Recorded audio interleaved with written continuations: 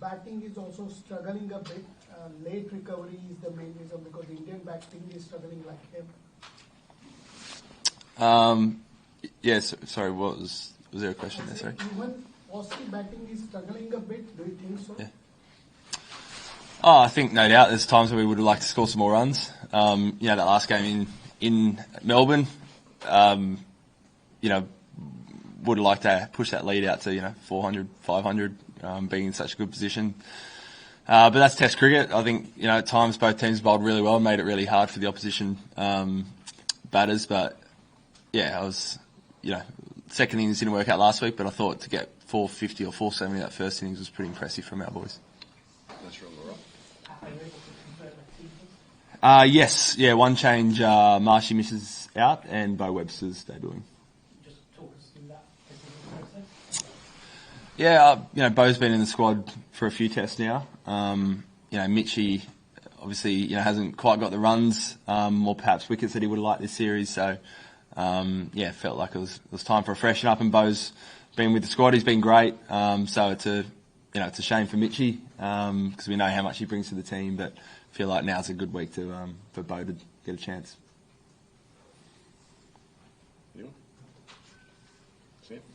Pat, it's obviously a tough conversation to have with Mitchie as well. How did he take the news and what did he say about it? How to sign autographs and get around the team? He totally understanding. I think his words were, didn't not necessarily blindsided. He knows he hasn't scored the runs or wickets that he would have liked, so that makes him vulnerable.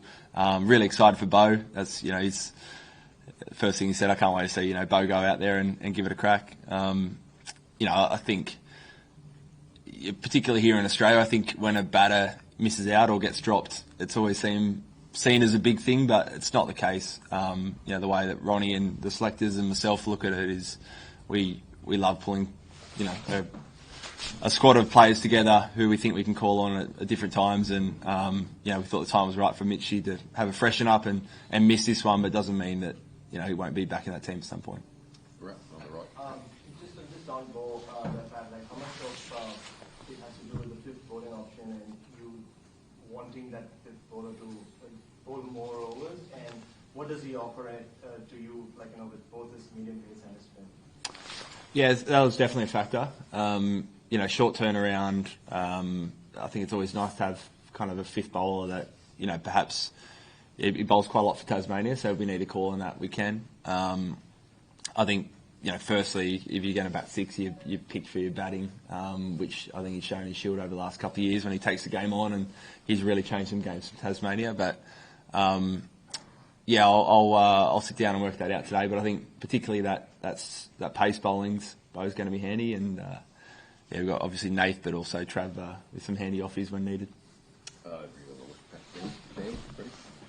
So in terms of with Mitch, are you going to need him to bowl more in future? Should he come back in, relative to what he's been able to do this series? Is that a broader conversation? Not necessarily. We've spoken about it a lot. He was in the side this summer for being a top six batter.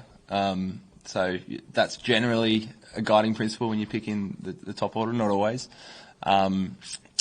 I think when he's at his best, he gets in the side on his batting alone, and his bowling's a bonus. Obviously, got guys like Cam Green who will be back in the mix at some point as well, who provide some other bowling options. So, no, not necessarily. Pat, yourself and Mitch Stark have bowled a lot of overs in this entire tour. As pace bowling duo, what has been your routine off the field when you're recovering the recovery process? If you can take us through that as well. Yeah, it's I think it probably starts before the series, to be honest. I was lucky I had a really good lead in, so physically I feel as good as I have for years. That really, that opportunity's set me up really well, and I think Stark is the same. Always kind of carrying something, but we both started the series in pretty good shape. In between tests, it's not much, to be honest. We're maybe walk a few laps, get a massage, jump in an ice bath or something, but we save all our overs really for the game. I just want to know, what do you make of the pitch, and will it assist the spinners towards the end of the test match? It's a tough one to know exactly. It's a little bit different to kind of the traditional SCG. I think 2 Shield wickets this year seemed like they played really well. Teams were really happy with the cricket wicket. Felt like there was a bit on offer for the for the bowlers, but also runs to be scored. So, looks pretty good. No doubt there'll be some stages where it's pretty good batting, but potentially break up and spin towards the end. Kind of, you never really know. Weather plays a little bit of a part sometimes here as well. So, I've played, a few test matches here, but outside of that, one days and stuff. So, I'm no expert. I just want to ask that, we have seen Sam playing in a different way in Shield games also. He was defensively really well as far as, defending. But in Melbourne, we saw him doing a kind of batting. Is there anything communicated by you guys? Because he has that other game also to defend it really well. But there he was just playing a different game altogether. So is there a message to Sam Concept from this where he can just go hard and go aggressive? I think he showed how adaptable he can be. That takes a lot of skill, first of all. But we always encourage our players just to read the moment, play it how they see fit. So for Sam, he sensed the moment was to attack and put pressure back onto the bowlers, and he did that. It might be different this week. It might be, I'm going to play a slow game and kind of score your runs that way. So our message is always just to back yourself, have really clear plans, and back your decision making. But do you think that Australians are leading into this test match because the pressure is on India to do all the reading, because if they want to square the series, now you guys will be fine with it, even a draw is sufficient for you to win the series? I mean, it's always the preferred position, but you go into every test match trying to win, so it's no doubt no different this week. But again, really happy with the last 3 test matches, how the boys have played. We've shown that. For most of it, we've kind of been the front runner, and that's kind of the aim again this week is keep it up. The last few years, the nature of the surfaces have changed, the ball, the nature of the ball has changed. Therefore, you don't get those big first innings scores. Just not as a fast bowler, but donning your captain's hat, how do you do that development?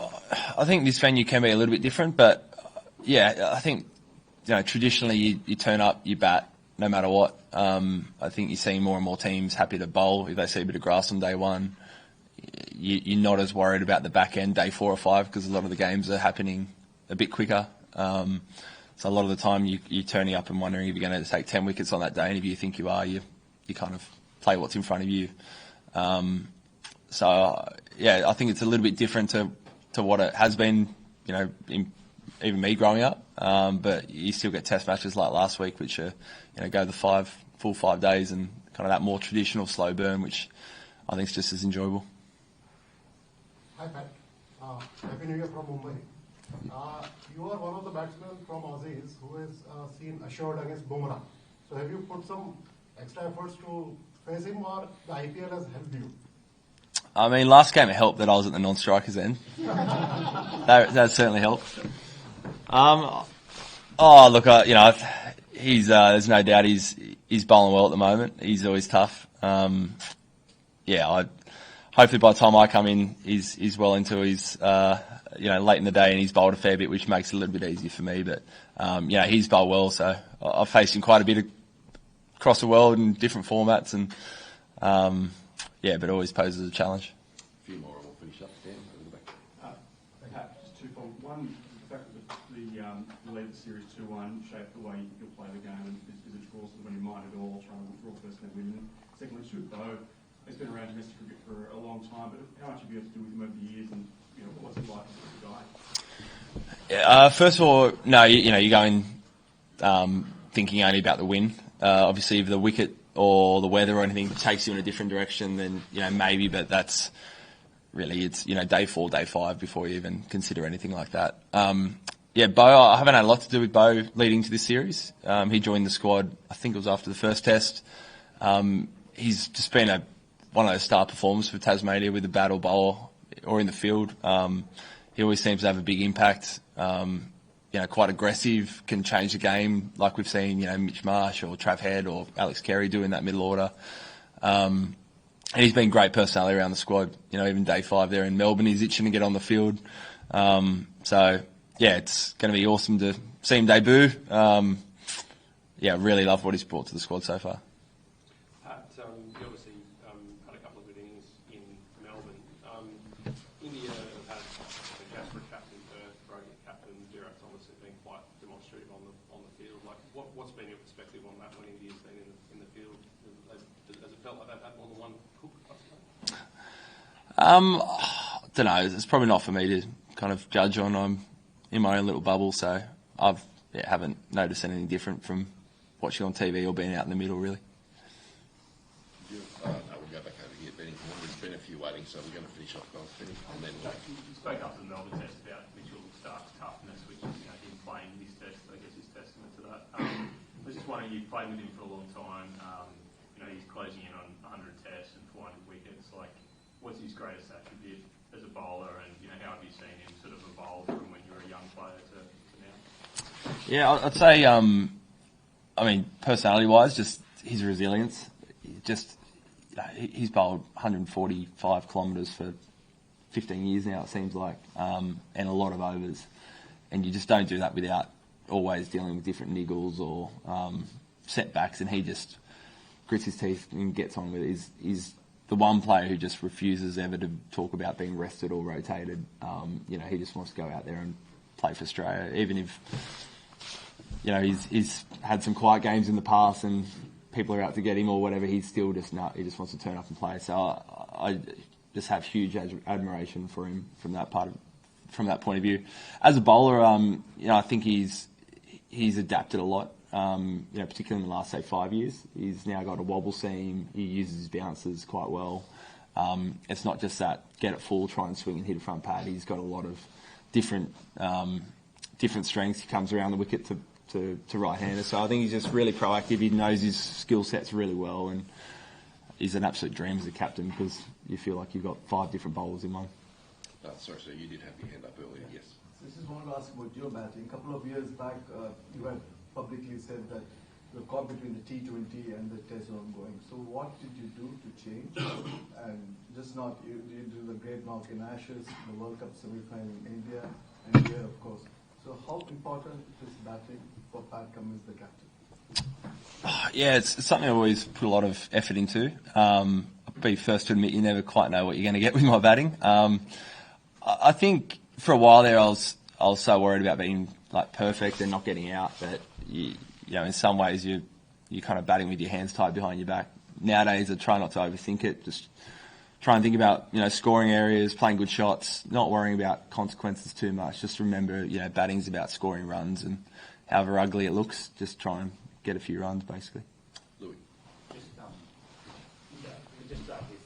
Mitch Stark, like you said, he's the kind of guy who never wants to take a rest, but was there any consideration here given he's carrying something and like Sri Lanka, he's going to be a pretty important bowler there? Yeah, you always consider it. He went off for a scan yesterday. But got the all clear to play this match. So there's always considerations, but he's it's a big game in the context of series, World Test Championship. It's a home game, so he was never going to miss this one unless he absolutely had to. Thanks, everyone. Thank you. Thank you. Thank you. Happy New Year.